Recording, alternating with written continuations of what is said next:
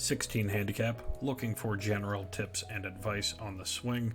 Not much information included other than that, so we're going to have to make some assumptions, like I'm going to assume these are your clubs with a pretty decent wear pattern in the center of that face. So let's go back to your setup and take a look. Generally, active lower body, kicking the right knee in before you start the backswing is a good way to relieve any tension and get a good smooth backswing. And you promote one of my favorite P2 positions, which is, as I've described in a lot of videos, keeping the right hand vertically over the top of the left. Now I know it's at an angle, but you can really see the bend in the right wrist and that left hand really curled underneath. That will keep that face angled down and in a square to closed position, which I do prefer for a lot of people who are struggling missing the ball to the right. Wrist angles get maintained to the top. Overall, the length of the club in the weak grip position will get that face to cross the line slightly at the top. Lots of flex in the lower body, but watch as you transition, tucking the trail elbow back down, shallowing out the club, and maintaining a great inclination to the ground as you turn and clear through. Doesn't look like you have a ton of space for those arms and hands in there, but let's take a look at that again from the... we'll do this view one more time. From the setup, your upright angle will change and bend immediately. So right from P1 to P2, first thing you do is dip the head straight down and get a pretty big tilt to the shoulders. Normally, a lot of people could use that move, but you do it too much. So I would just try to, in a vacuum, keep your head as steady as you can.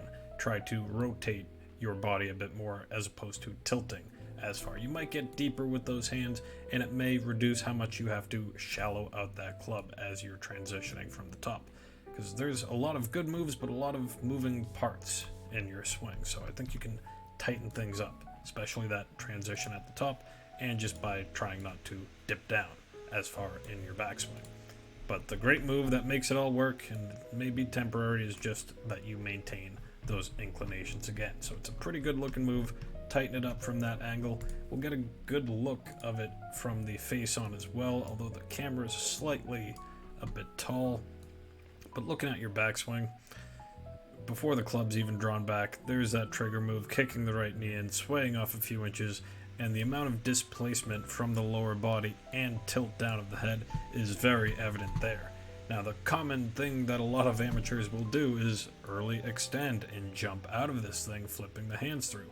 What is required to make this work is a lateral shift that exceeds the original starting position to get that low point more out in front, and not to extend or stand up above where your starting position was. So you can see you're still very well below that starting position, staying below that starting position for the head vertical lift, and exceeding your starting position for your lateral slide, making that low point where it should be, out in front of the ball. So one massive kinetic chain of events there that just works for you.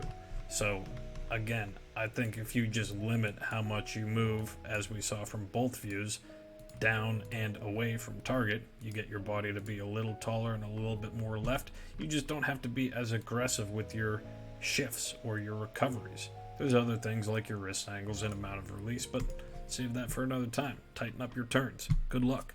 Sendaswing.com.